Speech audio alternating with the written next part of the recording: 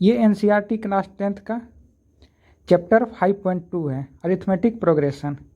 Chapter 5.1 और chapter 5.2 का आधा सवाल, यानी 1 नंबर से 10 नंबर तक हम लोगों ने डिस्कस कर लिया था। अब चैप्टर 5.2 का 11 से आगे का क्वेश्चन हम लोग डिस्कस करेंगे। तो चलिए शुरू करते हैं। 11 नंबर क्वेश्चन है, which term of the AP दिया हुआ है 3, 15, 27, 39 dash dash dash will be 132 more than it's 54th term. 54th term के बारे में दे रखा है कि 54th टर्म से 132 ज़्यादा हो जाएगा कौन सा टर्म। तो सबसे पहले हम लोग इसका 54th टर्म निकाल देते हैं। तो एपी दिया हुआ है, तो एपी में हम ए का वैल्यू यहाँ पे दे रखा है 3। कॉमन डिफरेंस 15 में से हम 3 अगर माइनस करते हैं तो कॉमन डिफरेंस 12 आ रहा है, और n 54 दिया हुआ है। तो n 54 के लिए सबसे पहले हम लोग an कैलकुलेट कर देते हैं। तो हम लोगों ने देखा an क्या होता है, a plus n minus 1 into D. a यहाँ पे 3 है, n 54 है, तो n माइनस 1 53 हो जाएगा, और d 12 है। तो ये सॉल्व करके हो जाएगा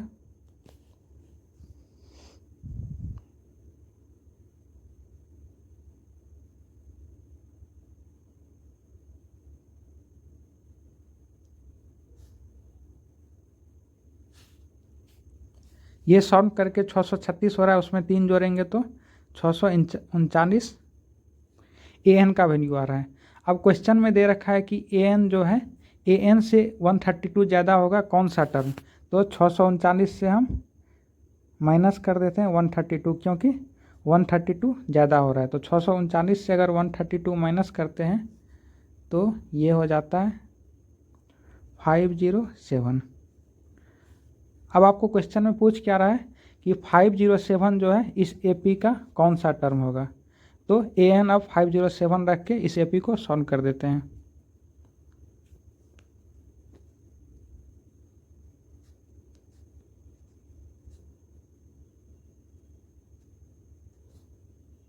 an का वैल्यू अब 507 रख देते हैं।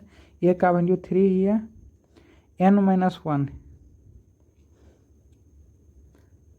और कॉमन डिफरेंस 12 हो जाएगा।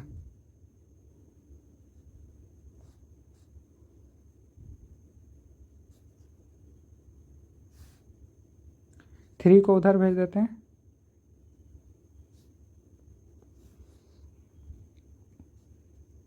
504 में 12 से अब डिवाइड कर देते हैं, तो इधर बचता है n माइनस 1। 12 को हमने उधर भेज दिया। ये काट के हो जाता है 42। तो n माइनस 1 हो गया 42, तो n हो जाएगा 43। तो हमने क्या किया, सबसे पहले हमने इसका 54th टर्म निकाल दिया। 54th टर्म्स में बोल रहा है कि 132 ज़्यादा हो जाएगा, तो 54th टर्म से हमने 132 सब्ट्रैक्ट कर दिया। सब्ट्रैक्ट करने के बाद हम लोगों का आ गया 507। अब पूछ रहा है क्वेश्चन में कि 507 इस एपी का कौन सा टर्म होगा। तो an के जगह 507 रख के हमने फिर से इस एपी को सॉल्व कर दिया। चलिए नेक्स्ट क्वेश्चन देखते हैं। 2 AP है, हैव सेम कॉमन डिफरेंस, दोनों के पास कॉमन डिफरेंस सेम है, और difference between their 100 term is 100, यानी दोनों एपी के 100वें टर्म का जो डिफरेंस है वो 100 है। तो पूछ रहा है कि what is the difference between their 1000th term. तो 1000वें टर्म में क्या डिफरेंस होगा। मान के चलिए एक एपी का 100वां टर्म मेरा an है, a 100 है, एक के लिए कैपिटल ए मान लेते हैं, एक के लिए स्मॉल ए मान लेते हैं। दोनों an का डिफरेंस कितना है, 100 है।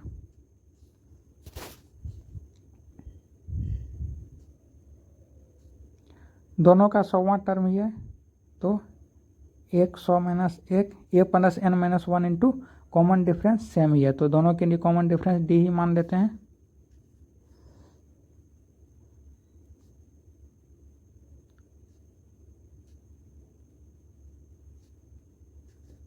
ये क्या हो जाएगा, ये 100 दे रखा है, ठीक है। यहाँ से अगर हम लोग इसको सॉल्व करते हैं तो ये आ जाता है 199D, 99D माइनस ए के साथ ये माइनस मल्टीप्लाई हो जाएगा, माइनस ए हो जाएगा, और ये प्लस में फिर से 99D है तो इस माइनस के साथ मल्टीप्लाई होके ये माइनस 99D हो जाएगा इक्वल टू 100। यहाँ से 99D प्लस में 99D माइनस में ये दोनों कट जाएगा, ए माइनस ए इक्वल टू हो गया 100। कैपिटल ए माइनस स्मॉल ए का वैल्यू 100 आ गया। अब पूछ रहा है 1000वें टर्म का डिफरेंस क्या होगा, तो चलिए 1000वें टर्म का डिफरेंस निकाल देते हैं।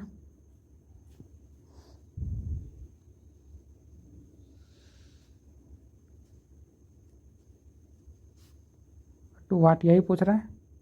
फिर से हो जाएगा ए प्लस नंबर ऑफ टर्म 1000 है तो 999, n-1 करना था तो 999D कर सकते हैं इसको, माइनस ए प्लस 999D फिर से कर सकते हैं इक्वल टू वाट यही कैलकुलेट करना है। फिर से ए प्लस 999D माइनस ए माइनस 999D यही फाइंड करना था। फिर से 999D कट गया, यहाँ पे क्या बच गया, ए माइनस ए, और ए माइनस ए अभी ही मैंने कैलकुलेट किया था, क्या आ रहा है 100 आ रहा है, मतलब डिफरेंस क्या हो जाएगा 100 हो जाएगा।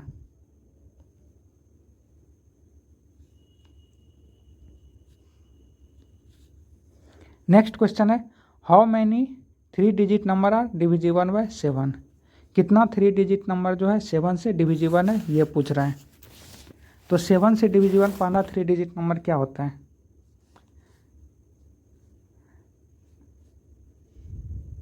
105 जो होता है वो 7 से डिविजिबल होता है, और लास्ट 3 डिजिट नंबर क्या होता है 9994, 994 ये 7 से डिविजिबल है, और 105 7 से डिविजन है। 105 से नीचे मेरा कौन सा टर्म 7 से डिविजिबल है 98, तो 98 के पास जैसे आते हैं ये 2 डिजिट हो जाता है तो ये नहीं होगा। फिर 94 के बाद हो जाता है 1001, तो ये 4 डिजिट हो जाता है तो ये भी नहीं होगा। तो 105 से लेके 994 तक देखना है कि कितना नंबर है, हाउ मेनी 3 डिजिट नंबर पूछ रहा है, तो कितना नंबर है, नंबर ऑफ टर्म फाइंड करना है।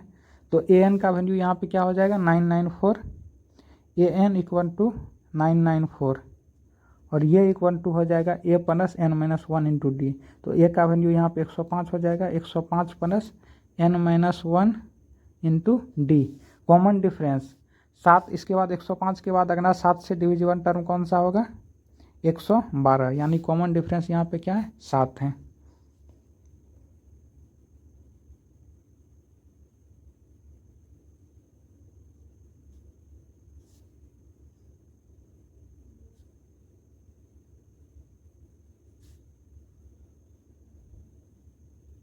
सात को अब इधर भेज देते हैं तो डिवाइड बाय 7 हो जाएगा इक्वल टू n-1, ये काट के हो जाता है 127, 127 इक्वल टू n-1, यानी n इक्वल टू हो जाएगा 128, ठीक है। नेक्स्ट क्वेश्चन है how many multiple of 4 lie between 10 and 250, 10 और 250 के बीच कितना मल्टीपल ऑफ 4, यानी जो 4 से डिवाइड हो जाए वो कितना टर्म आता है। तो पहला 4 से डिवाइड टर्म कौन सा आता है 10 के बाद 12, उसके बाद कौन सा आता है 16, और लास्ट टर्म कौन सा आता है 250। तो 4 से डिवाइड होता नहीं है तो 250 नहीं होगा, 250 से नीचे कौन सा टर्म 4 से डिवाइड होता है 248। तो यहाँ पर भी एक एपी बन रहा है जिसमें ए 12 है और ए एन 248 है। तो कितना मल्टीपल है, यानी नंबर ऑफ टर्म बीच का निकाल देना है, यानी एन का वैल्यू निकाल देना है। तो ए एन इक्वल टू हम लोग जानते हैं a plus n-1 into d, 12 plus n-1 into d, common difference फिर से 4 हो जाएगा, और ये इक्वल हो जाएगा किसके 248 के, क्योंकि ए एन कितना है 248। फिर से इसको सॉल्व कर देते हैं, n-1 into 4 equal to 248 minus 12,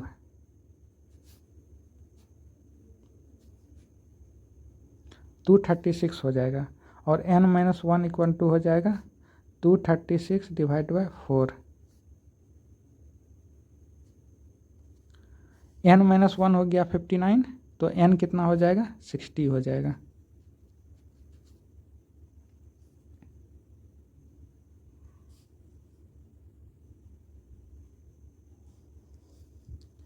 चौदह में क्वेश्चन है, for what value of n are the nth term of 2 APs। 2 AP दिया हुआ है 63, 65, 63, 65, 67। एक AP ये दिया हुआ है, एक दिया हुआ है 3, 10, 17। तो बोल रहा है कि n के किस वैल्यू के लिए इस दोनों का nth टर्म इक्वल होगा। तो इस AP के लिए हम कैपिटल ए मान लेते हैं और इस AP के लिए हम स्मॉल ए मान लेते हैं, यानी n का एक ऐसा फिक्स वैल्यू आएगा जिसके लिए दोनों का nth टर्म इक्वल हो जाएगा। इसके लिए हम an मान लेते हैं, इसके लिए हम लोग स्मॉल an मान लेते हैं।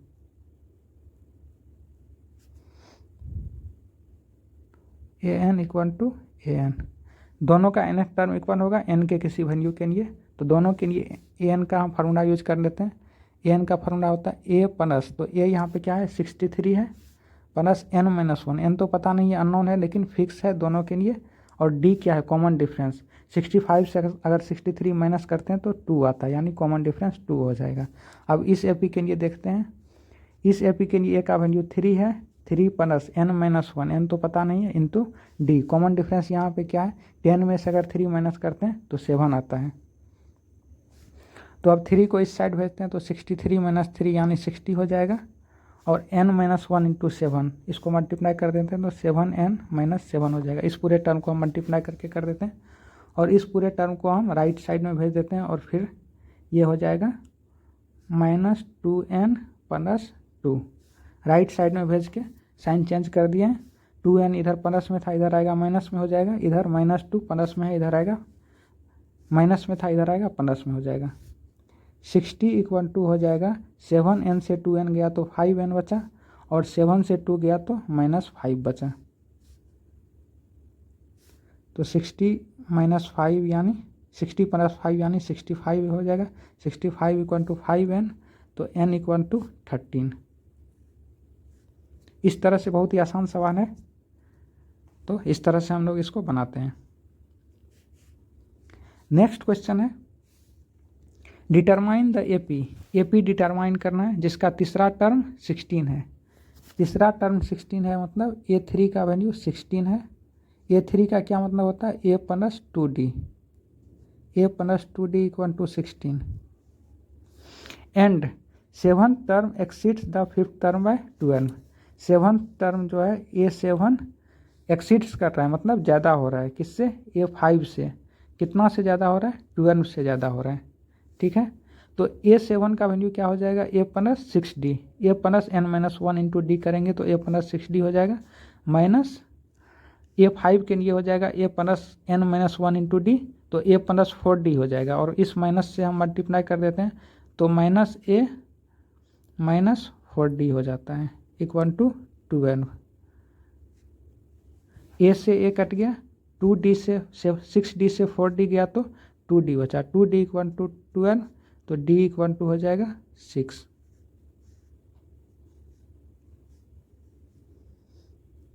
और d का वैल्यू अगर हम इस इक्वेशन में पुट कर देते हैं तो हो जाएगा a equal to 16 minus 2d था, तो 16 माइनस 12 हो जाएगा, यानी a इक्वल टू क्या हो जाएगा, 4 हो जाएगा। तो पूछ रहा है कि AP क्या होगा, तो AP में पहला टर्म a होता है तो a 4 हो जाएगा। 4 के बाद कॉमन डिफरेंस 6 है तो 6 प्लस 4 10 हो जाएगा, फिर उसके बाद 16 हो जाएगा। इसके बाद ये आगे बढ़ते रहेगा।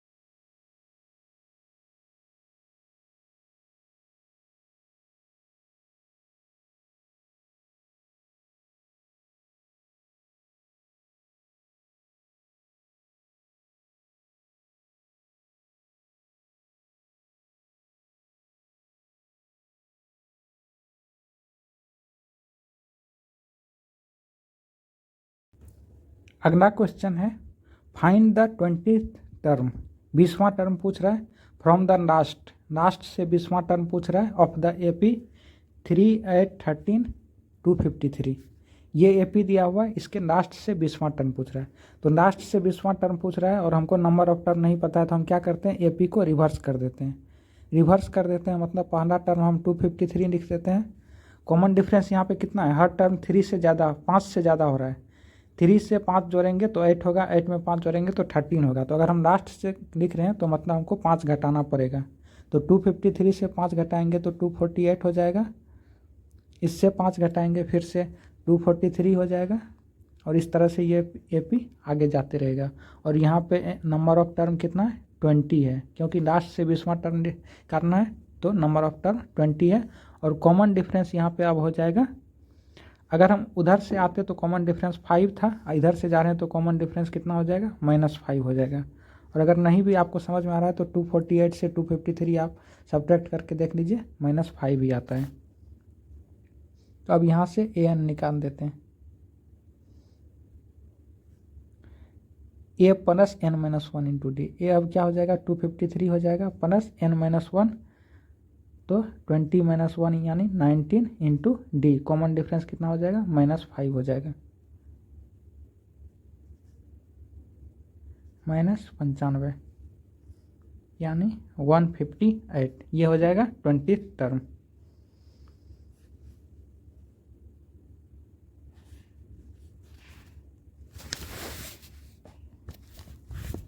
अठारह नंबर क्वेश्चन है the sum of 4th term and 8th term of an AP is 24।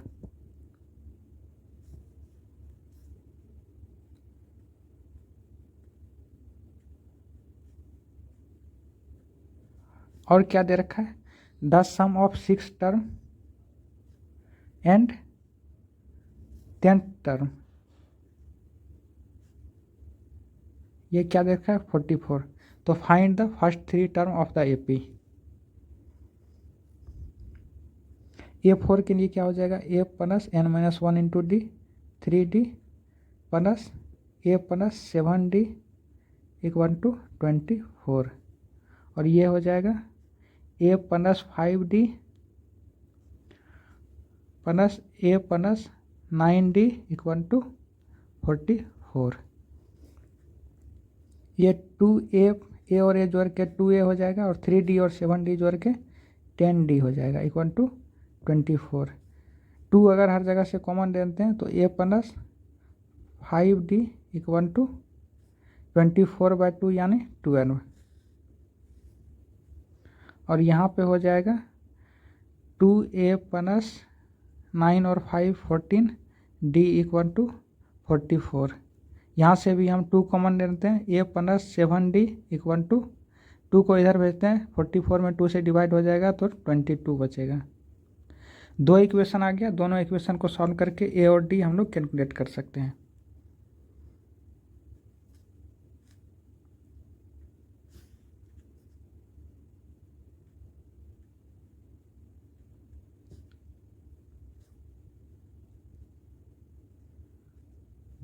ये 2 इक्वेशन था, एलिमिनेशन मेथड से इसको सॉल्व कर देते हैं। माइनस माइनस माइनस हो जाएगा, A से 1 कट जाएगा, 2D = 10 और D = क्या हो जाएगा 5। और किसी एक इक्वेशन में D का वैल्यू रख के हम A फाइंड कर सकते हैं। तो इसी इक्वेशन में हम D का वैल्यू रख देते हैं, A + 25 = 12। तो A = क्या हो जाएगा -13। A -13 है, मतलब पहला टर्म -13 हो जाएगा। -13 में अगर 5 जोड़ेंगे तो -8 हो जाएगा, -8 में 5 जोड़ेंगे -3 हो जाएगा, -3 में 5 जोड़ेंगे तो +2 हो जाएगा। इस तरह से ये AP आगे बढ़ते रहेगा। तो क्वेश्चन में पूछ रहा था find the first 3 term of the AP, तो हम लोगों ने 4 टर्म निकाल दिया, तो आप लोग को यहीं तक निकालना था।